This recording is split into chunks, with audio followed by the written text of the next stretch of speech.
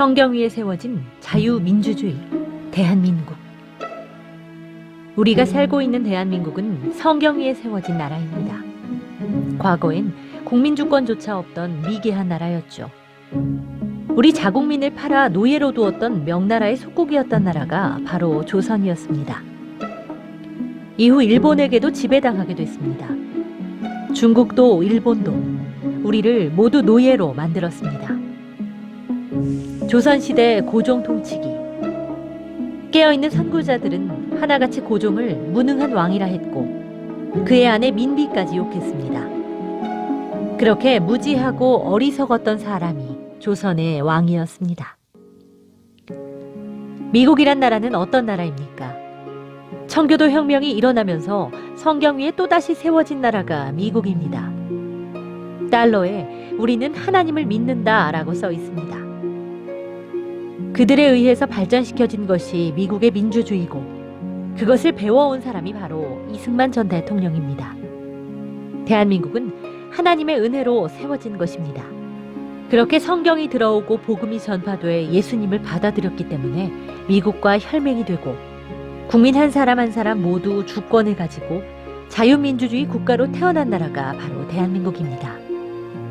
태생부터 기독교인들과 밀접할 수밖에 없습니다. 우리나라의 첫 국회도 기도로 시작했습니다. 성경에 예수님께서는 이 땅에 선한 이는 하나도 없다고 말씀하셨고 다윗도 최고의 수제자 베드로도 모두 과오가 있었지만 하나님의 일을 이루는 데 사용됐습니다. 이 땅을 성경 위에 세운 일은 하나님께서 가장 기뻐하실 일일 것입니다. 이와 정반대로 북한은 명나라의 속국 때 조선의 적통을 그대로 복원한 나라입니다. 북조선 위에 명나라가 있습니다. 중화인민공화국이라는 공산주의죠.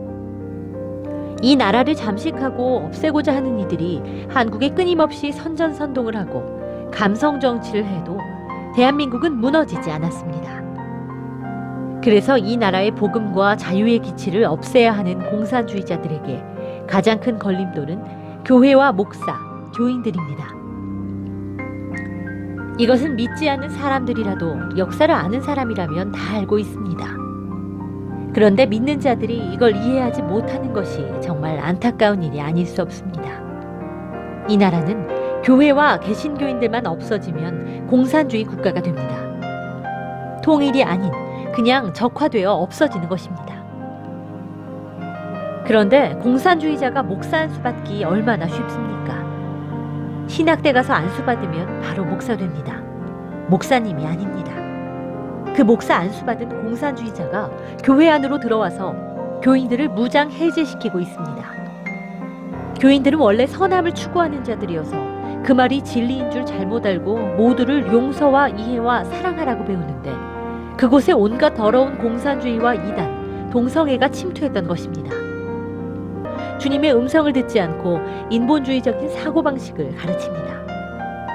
결국 세상의 기준인 옳고 그름의 잣대로 교회를 흠집내게 되는 것입니다. 특별히 대한민국에 이단들이 많은 이유가 간첩 활동을 하기 위한 수단이 되기 때문이라는 분석도 있습니다. 교회도 무너뜨리고 신분도 감추면서 말이죠. 우리는 반드시 나를 지키기 위해서 영적인 분별력을 가지고 옳은 목자를 따라가야 합니다. 어떤 식으로든지 교회를 회방하고 놔두고 분열시키는 자들은 거짓을 행하는 마귀들입니다. 교회는 주님의 몸이라고 말씀하셨습니다. 그렇게 교회는 주님의 옷자락으로 인간의 모든 허물을 덮어주시는 것입니다. 그래서 우리는 모두 죄인이라 고백하는 것입니다. 주님 앞에 선한 자가 하나도 없기 때문입니다. 그런데 주님의 옷자락을 함부로 들추는 자들, 그들은 스스로 선하다고 깨끗하다고 말하고 있습니다. 지금 대한민국 정권은 자유민주주의 대한민국에서 하나님의 뜻에 어긋난 인간 중심의 악한 정책을 쓰고 있습니다. 눈먼 사람들을 이용해 선동하며 공산주의로 가고 있습니다. 그것이 평등한 것이라고 믿는 인본주의적 사고방식이기 때문입니다. 조선시대 구한말에도 나라를 지키는 사람들이 있었습니다. 땅굴을 파서 촛불과 등불을 켜면서 기도하던 선조들이 있었습니다. 지금 우리의 교회가 바로 기도의 처소입니다. 각자 집에서 이불을 덮고 기도하는 것이 바로 기도글입니다. 우리가 무너지면 이 나라는 끝입니다. 합심하여 기도할 때입니다. 교회를 지켜야 할 때입니다. 회개하며 주님의 옷자락을 붙잡아야 할 때입니다.